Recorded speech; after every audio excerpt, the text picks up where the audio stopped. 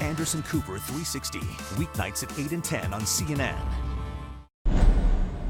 Raw politics tonight. The Texas State Senator that everyone is talking about, Wendy Davis, a Democrat, took a stand against a bill restricting abortions in the state. She took a stand and remained standing, talking for nearly 11 hours straight in a filibuster.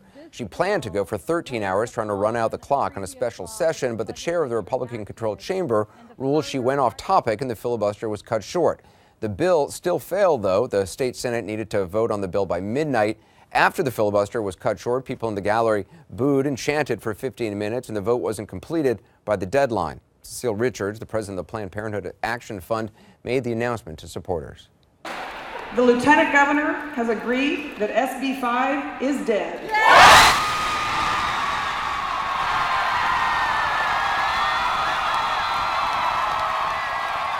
That fight is not over, however. Late today, Texas Governor Rick Perry called a new special session to convene on July 1st to take up that same abortion bill.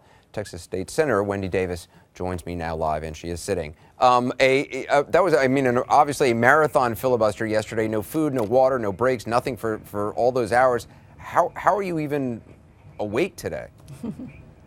I'm running on adrenaline today. It was an amazing moment for democracy in Texas yesterday. It truly was. What was it like? I mean, standing for that long, speaking for that long, not going to the bathroom, what is it like to filibuster for 11 hours?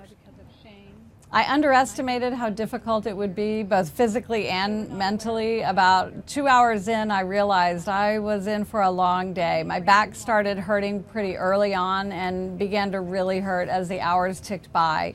But there were so many people in the Capitol yesterday, Anderson, a record number of people. They literally had to lock the doors because they had filled our enormous Texas Capitol to capacity, and their energy kept me going throughout the day. They were amazing. It was a remarkable scene. As you said, thousands of people flocking to the state capitol, tens of thousands more joined online, including the president who tweeted about it, all culminating in the protesters in the Senate chamber. Did you have any idea that it would grow like this, about the kind of reaction that might happen?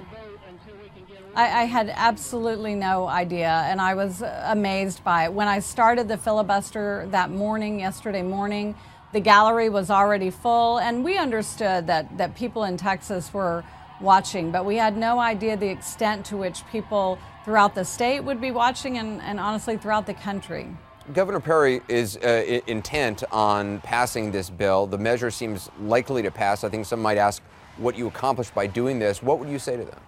Yes. I think the most important thing that we accomplished is we empowered the voice of people in Texas, and people who wanted to stand against this intrusion, this big government intrusion into their personal lives and liberty, was given a voice through the filibuster. I had an opportunity to read from so many people who had sent letters and emails to our office telling their personal story, asking that government stay out of their private decision making. And what I think this has done is empowered people to understand that when they involve themselves in a democracy, they truly can make a difference. And they made a difference in the Texas Capitol yesterday.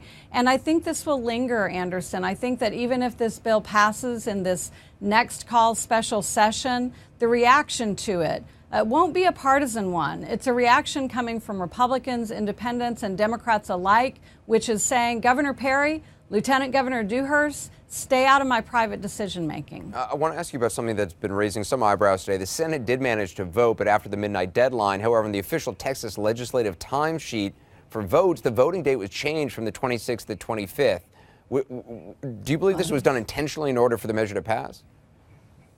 I know it was done intentionally based on a conversation that one of my Senate colleagues had with the office that actually puts that online or makes that information available.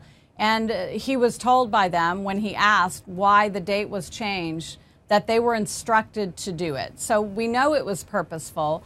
And I think there's going to be further investigation as to exactly what happened there. By changing the date, it would have changed the outcome, and it would have assured that the vote would have reflected a timely vote and that the bill would have been defeated.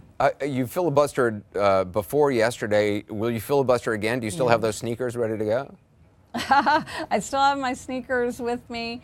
I don't know what will happen in the next session. We were fortunate this time that this item didn't come to the call for our final consideration until the last day of the session, and that's what gave us the opportunity to successfully filibuster it. If they're smarter about their time management going into this next called session, it's likely we won't have an opportunity to do this again.